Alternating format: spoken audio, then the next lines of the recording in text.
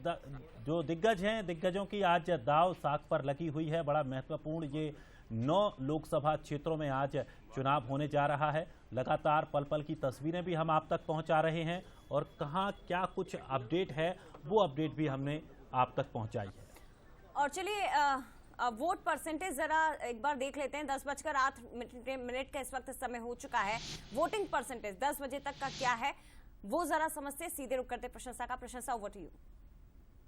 बिल्कुल शुक्रिया जया। तो देखिए दर्शकों को जरा वोटिंग परसेंटेज बता देते हैं कि मध्य प्रदेश की तीसरे चरण में वोटिंग परसेंटेज अभी 10 बजे तक कितना रहा है, किस सीट पर कितना वोटिंग प्रतिशत रहा है। लेकिन अभी 9 बजे तक का अपडेट आपको देते हैं कि 9 लोकसभा सीटों पर कहां कितना मतदान हुआ है। मध्य प्रदेश की ओवरऑल बात करें तो 14.7% यहाँ पर वोटिंग अब तक हो चुकी है। जैसे जैसे दिन बढ़ेगा ये माना जा रहा है कि ये जो वोटिंग परसेंटेज है वो भी बढ़ेगा। बैतूल की बात करें तो 15.97 वोटिंग प्रतिशत यहाँ पर रहा है। तो ये 9 बजे तक का आपको वोटिंग प्रतिशत बता रहे हैं किस सीट पर कितना वोटिंग प्रतिशत। अगली सीट की ओर बढ़ेंगे, भिंड की बात करें तो 12.23% यहाँ पर वोटिंग परसेंटेज रहा है। हालांकि पिछली सीट से थोड़ा कम रहा।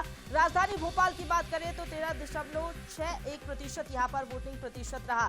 तो ये देखिए गुना की बात कर ले, हाई प्रोफाइल सीटों में शुमार, यहाँ पर 14.7% वोटिंग अभी तक हो चुकी है। ये 9 बजे तक की वोटिंग परसेंटेज आपको बता रहे हैं कहाँ पर किस सीट पर कितनी वोटिंग हुई है। लेकिन मतदाता जागरूक नजर आ रहे हैं, लगातार जो है वोट करने के लिए पहुंचा है। ग्वालियर सीट की बात करें तो 11.5% वोटिंग अभी तक हो चुकी है। 9 बजे तक की ये आंकड़े सामने आए हैं, लेकिन धीरे धीरे ये वोटिंग प्रतिशत बढ़ेगा और यही माना जा रहा है कि उत्साह आगे भी बरकरार रहेगा। मुरैना सीट की बात करें तो 12.43% वोटिंग अभी यहां तक हो चुकी है। 9 बजे तक की ये वोटिंग प्रतिशत है। राजगढ़ की बात करें तो 16.57%, यानी कि अन्य सीटों के मुकाबले राजगढ़ में काफी ज्यादा अच्छा खासा वोटिंग प्रतिशत रहा है। लेकिन इस चुनाव में बड़े चेहरे भी हैं, वो भी आपको बताएंगे। लेकिन ये देखिए राजगढ़ का वोटिंग प्रतिशत आपने देख ली, 16.57 वोटिंग प्रतिशत यहाँ पर रहा है। ये 9 बजे तक का वोटिंग प्रतिशत है। लेकिन देखिए जैसे जैसे चुनाव आगे बढ़ रहा है, दिन आगे बढ़ रहा है, वैसे वैसे वोटिंग प्रतिशत भी आगे बढ़ेगा। लेकिन इस चुनाव की अगर बात करें तो कौन से वो बड़े मुद्दे रहे हैं जिनके तहत जो पार्टियां हैं चुनाव लड़ रही है और कौन से बड़े मुद्दे हैं लोकसभा चुनाव 2024 के, और तीसरे चरण की खास बात अगर हम बात कर ले तो वो भी आपको बताते हैं कि कौन से वो बड़े मुद्दे हैं। देखिए राहुल और पाकिस्तान, बीजेपी के ये बड़े मुद्दे, क्योंकि राहुल गांधी को लगातार बीजेपी घेरती हुई नजर आई। पाकिस्तान परस्त मुद्दे पर घेरते हुए बीजेपी ने तमाम यहां पर निशाने भी साधे राहुल गांधी को लेकर। तो अब दूसरे मुद्दे की बात करें तो एमपी में पटवारी की इमरती पर टिप्पणी, ये देखिए बड़ा मुद्दा रहा और काफी ज्यादा सियासत भी इस पूरे मुद्दे को लेकर देखने को मिली, क्योंकि जीतू पटवारी ने जो बयान दिया था इमरती देवी को लेकर, उसको लेकर कांग्रेस पार्टी घिरती हुई भी नजर आई थी। राजगढ़ में सनातन का मुद्दा, देखिए दिग्विजय सिंह को लगातार घिरती हुई बीजेपी नजर आई। राम विरोधी बताया, सनातन विरोधी बताया और ये एक बड़ा मुद्दा रहा। तीसरे चरण में कांग्रेस के मुद्दे क्या रहे ये भी देख लीजिए। कोविशील्ड वैक्सीन का मुद्दा, इस मुद्दे पर लगातार कांग्रेस जो है बीजेपी को घेरती हुई नजर आई। मंच से प्रियंका गांधी ने भी तमाम हमले बोले, राहुल गांधी ने भी तमाम हमले बोले, पीएम मोदी को शहंशाह बोलना शुरू किया। देखिए ये भी एक बड़ा मुद्दा रहा और इस मुद्दे की गूंज भी लोकसभा चुनाव में देखने को मिली। तो ये कांग्रेस के मुद्दे बता दिए आपको, बीजेपी के मुद्दे बता दिए। आगे अगली सीट का भी समीकरण आपको बताएंगे, लेकिन अभी सीधा रुक करेंगे नेक्स्ट स्टूडियो का। ओवर टू यू जया और दिनेश। तो बिल्कुल देखिए बहुत महत्वपूर्ण थे मुद्दे, क्योंकि दूसरे चरण में जहां मंगलसूत्र, मोदी और इसके साथ ही मुसलमानों पर लगातार बात हो रही थी, संपत्ति के सर्वे की बात हो रही थी, तीसरे चरण के आते आते वो मुद्दे अचानक से बदल जाते हैं और बात किसी और मुद्दे पर होती है। एक तरफ शहजादा की गूंज सुनाई देती है तो दूसरी तरफ से आवाज आती है शहंशाह को लेकर। इसी पर हम आगे बातचीत करेंगे। हमारे साथ राजनीतिक मेहमान इस वक्त मध्य प्रदेश छत्तीसगढ़ से जुड़ गए हैं, उनसे आपका परिचय करवा देते हैं। मध्य प्रदेश से इस वक्त रवि वर्मा जी हमें ज्वाइन कर चुके हैं, साथ ही वंदना त्रिपाठी जी बीजेपी से आपको नजर आ रही हैं। छत्तीसगढ़ से 2 महिलाएं इस वक्त प्रवक्ता के रूप में, स्पोक्स पर्सन बीजेपी से किरण बघेल जी और कांग्रेस से वंदना राजपूत जी हमें ज्वाइन कर चुकी हैं। सभी का बहुत स्वागत। और सबसे पहले बात मुद्दों को लेकर बात करते हैं। पहले 3M को लेकर आप बात कर रहे थे, मुसलमानों को लेकर, मोदी को लेकर, और अब तीसरे चरण में अचानक से मुद्दे परिवर्तित हो जाते हैं। पाकिस्तान की एंट्री भी हो जाती है, दूसरी तरफ एक बार फिर से शहजादा की गूंज सुनाई देने लगती है। मुद्दे क्यों बदले? क्या ये बीजेपी की भी एक रणनीति थी? वंदना जी। जी आपसे। जी नमस्कार जया जी।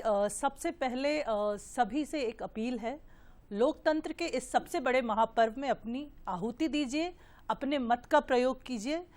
लोकतंत्र ने आपको इतनी बड़ी शक्ति दी है, जाइए उस शक्ति का प्रयोग करिए और जाके अपनी मनपसंद सरकार को चुनिए। अब रही बात जो आप अभी बातें कह रही थी जया जी, तो देखिए ये जो MMM की बात हो रही है वो अपनी जगह है, लेकिन सबसे बड़ा जो एक मुद्दा इस चुनाव में तृतीय चरण में देखने को मिला है वो है जिसके कारण कांग्रेस पार्टी हारेगी, वो है कांग्रेस पार्टी का महिला विरोधी चरित्र। आपने देखा किस प्रकार से जीतू पटवारी जी महिलाओं में चाशनी ढूंढते हैं, एक सम्माननीय महिला के बारे में इस तरह की टिप्पणियां देते हैं। आपने देखा राधिका घीरा जी ने क्या प्रेस कॉन्फ्रेंस में कहा कि किस प्रकार से इनके जो कार्यकर्ता हैं, इनके मीडिया चेयरमैन हैं, वो शराब परोसते हैं। एक और ये लोग सिर्फ अपने मैनिफेस्टो में welfare of the minorities, for the minorities, to the minorities की बात करते हैं। आज इस लोकतांत्रिक देश में जो कि अगले 2037 में विश्व की तीसरी सबसे बड़ी अर्थव्यवस्था बनने की बात कर रहा है, वहां पे ये मेजॉरिटी और माइनॉरिटी की बात करना ये दर्शाता है कि इनकी मानसिकता कितनी विकृत है। साथ ही साथ उसके अगर हम देखें तो आप देखिए कि किस प्रकार से राजगढ़ में जो इनके आला कमान रहे दिग्विजय सिंह जी चुनाव लड़ रहे हैं। आप अच्छे से जानते हैं, जनता जानती है कि कितने राम विरोधी हैं वो। हमेशा वो भगवान राम को काल्पनिक बताते रहे हैं। उन्होंने किस प्रकार से हमेशा सनातन का अपमान किया है। तो आज जनता उन सब चीजों का जवाब उनको देगी, जीतू पटवारी जी को देगी, कांग्रेस पार्टी को देगी और खास करके देगी वो आधी आबादी जिसके विषय में कांग्रेस पार्टी इतनी विकृत मानसिकता रहती है। जीतू पटवारी जी कहते हैं कि उनमें रस खत्म हो गया है। कभी रणदीप सुरजेवाला जी, हेमा मालिनी जी के अंतर वस्त्रों तक जाते हैं, कभी ये टंच माल और आइटम जैसे शब्दों का प्रयोग करते हैं। तो देखिए ये जो आज वोट डालने जा रही है ये आधी आबादी, ठीक है, महिलाएं, वो आज आपको बता देंगी कि उनकी शक्ति क्या है। और लोकतंत्र ने जो उन्हें शक्ति दी है ना, उसके बलबूते पे वो आपको आज ठीक है। आधी आबादी का वोटिंग परसेंटेज हालांकि पिछले 2 चरणों में काफी कम रहा था, उनकी भागीदारी ज्यादा दिखाई नहीं दी, लेकिन इस बार मुद्दे बदले हैं। तो क्या मतदाता घरों से निकल रहे हैं, इस पर भी बात होगी और बाकी राजनीतिक मेहमानों से भी मुद्दों को लेकर हम चर्चा करेंगे। लेकिन भोपाल से खूबसूरत तस्वीर निकलकर सामने आई है। अलग अलग मतदान केंद्रों का हमारे तमाम सहयोगी जायजा ले रहे हैं, वहां से रिपोर्ट भी हमें भेज रहे हैं। भोपाल के एक मतदान केंद्र की तस्वीर आपको दिखाते हैं।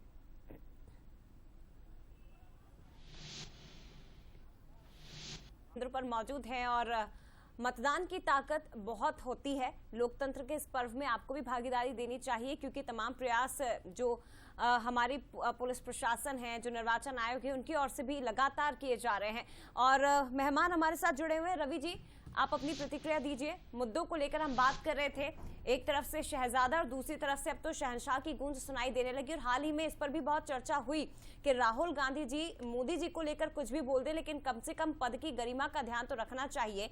तू तड़ाके की लैंग्वेज पर भी अभी बीच में इस पर भी काफी डिस्कशन हुआ है देश में। और साथ ही राजगढ़ सीट को भी लेकर बात करिएगा सर, क्योंकि सनातन का मुद्दा यहाँ पर एंड वक्त पर दिग्विजय जी राम का नाम लेते हैं, अपील भी राम के नाम को लेकर की जाने लगी। जी निश्चित तौर पर जया जी, इसी आज देश में जो है ऐतिहासिक चुनाव के तीसरे चरण का मतदान का दिन है, तो कांग्रेस पार्टी सभी से आग्रह करती है, देश के प्रदेश के मतदाताओं से, कि पहले मतदान फिर जल और भोजन वगैरह आप करें। लेकिन मतदान बहुत महत्वपूर्ण है। मतदान इसलिए महत्वपूर्ण है क्योंकि देश में एक जो डेमोक्रेसी को जिस तरीके से खत्म किया जा रहा है, शाह और तानाशाह जिस तरीके से इस संविधान को, इस लोकतंत्र को कुचलना चाहते हैं, ये हम बाद में कह रहे हैं। लगातार भारतीय जनता पार्टी के नेता, प्रवक्ता लगातार संविधान को खत्म करने की बात कर रहे हैं। इनके चुने हुए सांसद जिस तरीके से लगातार खत्म करने की बात कर रहे हैं, तो आज जनता अपने आप को असहज महसूस कर रही है कि किस तरीके से भारतीय जनता पार्टी एक दमन की ओर बढ़ रही है, किस तरीके से उनके हक अधिकारों को कुचलना चाहती है। मां से मछली, मां से मुर्गा, दुनिया भर की बातें देश के प्रधानमंत्री करते हैं। उन्हें भी अपनी पद का गरिमा का ख्याल रखना चाहिए कि जिस तरीके से आपने सपने दिखाए थे, मां से मणिपुर पर बात नहीं करते, उस महिला के सम्मान की बात नहीं करते जिसको निर्वस्त्र करके घुमाया गया, एक बार भी मणिपुर की तरफ देखते नहीं है। जिस तरीके से दिग्विजय सिंह जी पर तमाम तरह के लांछन लगाए जा रहे हैं या उनको राम विरोधी कहने की बात कर रहे हैं, तो इस तरह की बात करने वालों को शर्म आनी चाहिए। जया जी बात करने की, जया जी, जया जी इस तरह से बात नहीं, ये 1 मिनट का समय चाहूंगी। 1 मिनट का नहीं, पहले पहले चर्चा होगी, फिर उसके बाद आप चर्चा करिए। इस तरीके से इंटरप्ट करके कांग्रेस के पक्ष को खत्म करने का प्रयास न करें। जनता भी देख रही कि मैनिपुलेट चर्चा नहीं होगी। चलिए अपनी बात जया जी, जिस तरीके से बातें हो रही, इस देश में अगर कोई शर्मान्य नेता है, नर्मदा की परिक्रमा करने वाले लोग 3,500 किलोमीटर अगर कोई करता है और राम की भक्ति के साथ अगर चलते, उनके नियमों को, आदर्श को पालने का काम करते हैं, तो कांग्रेस पार्टी के नेता दिग्विजय सिंह जी करते हैं। अगर कोई उनके मुकाबले में कोई भारतीय जनता पार्टी का नेता हो जो मां नर्मदा की तपस्या करते हो, तो आज सामने आके बात करें। आज तक इस देश में कोई नेता नहीं है जो उनके मुकाबले इस तरह के आदर्शों पे चलता हो। आज जिस तरह की बातें कर रही हैं, महिला खिलाड़ी जो इस देश का गौरव है, मेडल लाती है, देश के मान सम्मान को बढ़ाती है, लेकिन उन पे यौन जिस तरीके के अत्याचार होते हैं, ब्रजभूषण शरण जैसे लोगों को भारतीय जनता पार्टी में शह दी जाती है, जितेंद्र सेंगर जैसे लोगों को पाला जाता है, हाथरस में मेरी बेटी और महिलाओं को जिस तरीके से 4 बजे रात को जलाया जाता है, उस पे वंदना जी के मुंह से एक शब्द भी नहीं निकलता है।